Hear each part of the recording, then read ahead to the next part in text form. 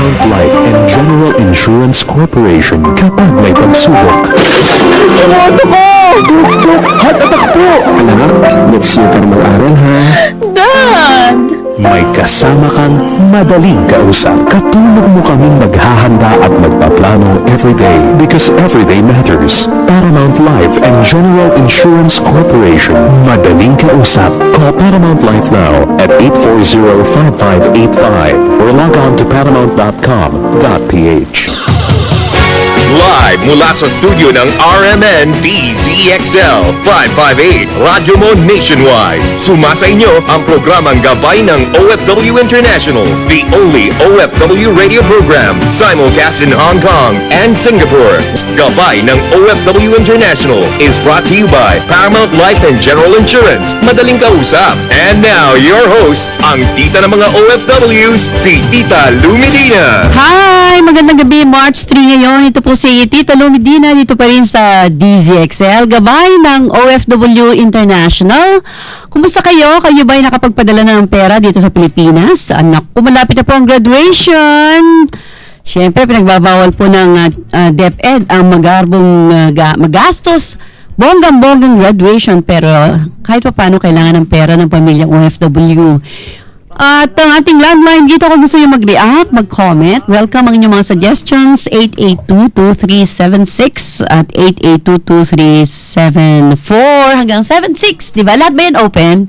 Richard, kailangan ko ng internet access. At siyempre ang ating co-host, ang ating regular co-host na hindi late ngayon, si Mr. Jonas Rivera. Magandang gabi, Jonas! Magandang gabi po sa lahat na nakikinig at Sabado na naman. So magsasama-sama tayo ng isang oras para sa makabuluhang talakayan tungkol sa ating mga kababayang OFWs at sa kanilang mga pamilya. At ngayon, magiging masyado makabuluhan ng ating gabi, Tita Lou, dahil meron tayong guest. Para makarami tayo, pabatiin na natin si Atty. Teodoro Pascua, Deputy Director General for Field Operations ng TESDA, Technical Education and Skills Development Authority. Magandang gabi, sir. Magandang gabi, Lou, at magandang gabi sa mga nakikinig sa iyo ngayong gabi. Sir, online marami tayong listeners sa Taiwan. Meron po kami kasing network. Meron kami. Pagmamalaki na namin ang aming fans club. Radyo Pinoy Fans Club sa Taiwan. At ngayon pa lang, alas 8 pa lang po nakaabang na mga kaibigan natin sa Taiwan dahil may column din po tayo sa Taiwan. Pabatiin ulit natin si Atty. Teodoro Pascua kasi medyo mahina kanina, Deputy Director General for Field Operations ng TESDA, sir.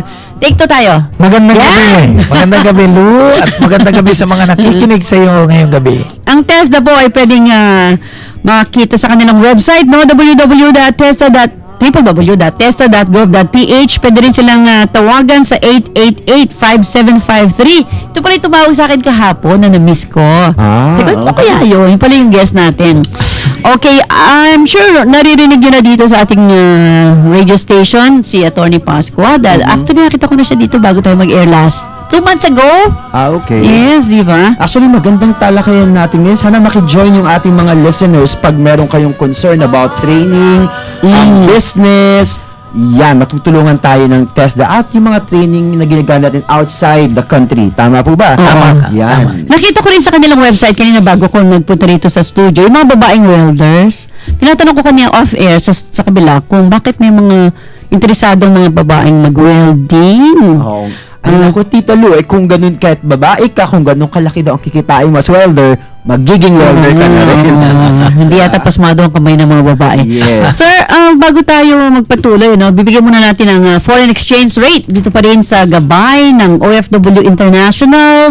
Hatid sa inyo ng Paramount Life and General Insurance. Madaling kausap. Go ahead, Jonas. Yan, ang ating forex for tonight, or for today, US dollar is 42.76, Japan yen 0.53, UK pound 68.27, Hong Kong dollar 5.51, Canada dollar 43.37, Singaporean dollar is 34.22, Australian dollar 46.19, Bahrain dinar 113.20, Kuwait or Saudi Arabia Riyal is 11.40, Brunei dollar 34, Thailand baht 1.40, UAE dirham 11.64, and euro 56.92. Yan, Tito Lou. Okay, 9:06 ang ating oras. Maraming salamat sa Paramount Insurance. Maging sigurista, protektahan ang sarili at ang pamilya nyo. Marami nang nababaon ngayon sa utang dahil sa pagkakasakit. Ang patong-patong na gastos sa gamot, ospital at doktor, pati na ang pang-araw-araw na gastusin ay mahirap tustusan talaga.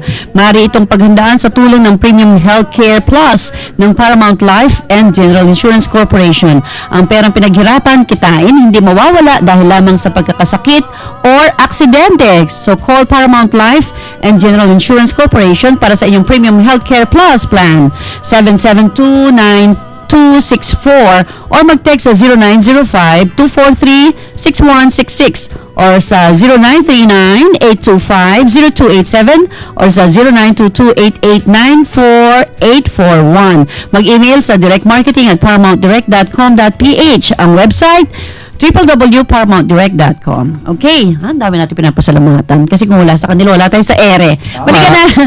Bago ang ating balitang Hong Kong, na balitang Pilipinas sa Hong Kong, si Attorney Chodoro Pascua, Deputy Director General for Field Operations. Go ahead with your questions sa TESDA. Naririnig ko po na ang TESDA ay nagbibigay ng training ng libre, hindi lamang para sa mga OFW, kundi lahat ng nandito sa Pilipinas na gusto magtrabaho ng, you have 225 courses, sir. Sabi nyo kanina. Tama yun, Lou, tama. Ano po yung pinaka-in-demand? Yung pinakamaraming enrollees? Sa ngayon, there are a wide range of in-demand trainings, local and foreign. Sa local, dumadami na ngayon sa tourism. So, anything related tourism such as housekeeping, front desk, cooking, yung kahit na yung barista, yung naghahalo ng kape. Opo. In fact, ang aming Director General ay alam ko nagtitraining siya, baka meron na siyang NC certificate tungkol dyan sa barista. Yung bartending, no? Hindi lang pang abroad, pang local rin yan. Dahil lumalakas yung ating tourism activities dito sa bansa. Sa construction, napakarami rin yan. Nandyan yung pipe fitting, plumbing, electrical installation, yung mason, no? Yung sa construction. Pagdating naman sa agriculture, meron din kaming short courses dyan. At aming pinapalawak ang sana pagyakap ng ating mga nandoon sa probinsya para sila'y mabigyan pa ng training. Kadalasan, mga kababayan natin sabi, alam ko na ito. Ito na yung minana ko sa lolo ko, sa lolo't lolo niya. Pero marami ng mga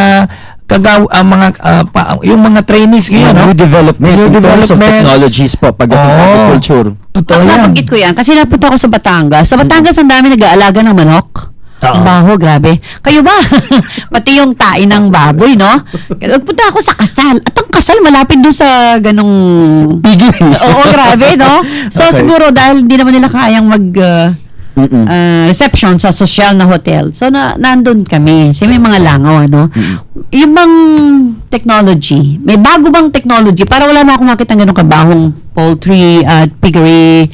Tinuturo nyo rin po ba yun? Alam mo, hindi lang kami, pati DOST, nagkakaroon kami ng convergence dyan dahil meron ng bagong kaalaman ngayon, lalo na pagdating sa yung natural farming. Meron rin yan pinapakain sa mga baboy at mga manok na ang resulta niyan, yung kanilang dumi, hindi nangangamoy. Kaya kung... Baka diretso naman sa ilog?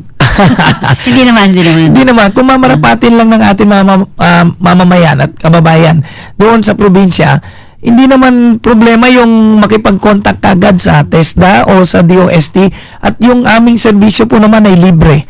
Mabibigyan sila ng kaukulang kasanayan o impormasyon na magagamit nila sa kanilang mga farms. Sir, question lang. Kasi usually, ang nagiging problema ng ating mga agriculturists na Filipino, pag nag-introduce ng bagong technology, alam nyo na, mahal ba yan? Kaya ba namin yan? Kumusta po yung mga ganung how do we address it? Yan alam mo, ang isang exciting na mangyayari very soon, meron rin kaming convergence diyan sa Department of Agrarian Reform, DA, DOST, CHED at TESDA. Ngayon, doon patutungo yung tinatanong mo na sinasabi mo rin, baka mahal yan.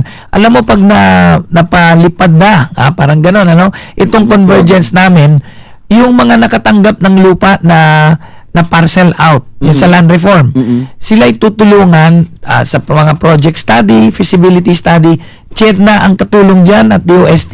Okay. At yung pondo naman dyan, manggagaling na sa Department of Agrarian Reform. Sa TESDA naman, may mga trainings kami, lalo na doon sa paggawa ng mga makinarya ba, na hindi mo na kailangan mag-import. Pwede nang gawin yan Dito dito na sa Pilipinas. O sana titulo talagang, alam mo yun, mayakap ng mga Pilipinong agricultural business. Kasi basically, ang Philippines is good sa agriculture. Konti at lang ang tourism. nag-agribusiness Yun nga, Yes. Akala nila walang... Ang Yes. ganda-ganda ng lupa ng Oo. Pilipinas. Oo, kasi- Magtapong ka ng buto, tutubo Lahat na. sila dito nagtatambakan sa Correct. Metro Manila. Hindi ko alam. Nakakalungkot, Pero ang concern ko lang ngayon, di ba meron ng mga kababayan natin na pagdating sa Pilipinas, mga 4, 5 years, 7 years abroad, wala na silang magawa. Ang feeling nila, kung di sila nakapag-ipon, kawawa na sila. Matutuwangan ba natin sila parang reintegration? Parang muling magkaroon ng negosyo o kaya matuto ng ibang trabaho. Halimbawa, domestic helper ng inabot ng 20 years abroad, nakapag-ipon lang ng konti dahil sa dami ng utang at maraming umaasa. Ano ang maitutulong ng TESDA sa mga tulad nila? Pumunta lang sila sa any office ng TESDA. Sa lahat po ng probinsya, nasa munisipyo po ang usual TESDA offices. We have 125 training centers and technical institutions. Sa lahat ng region, 17 regions ng Pilipinas, nandun din kami.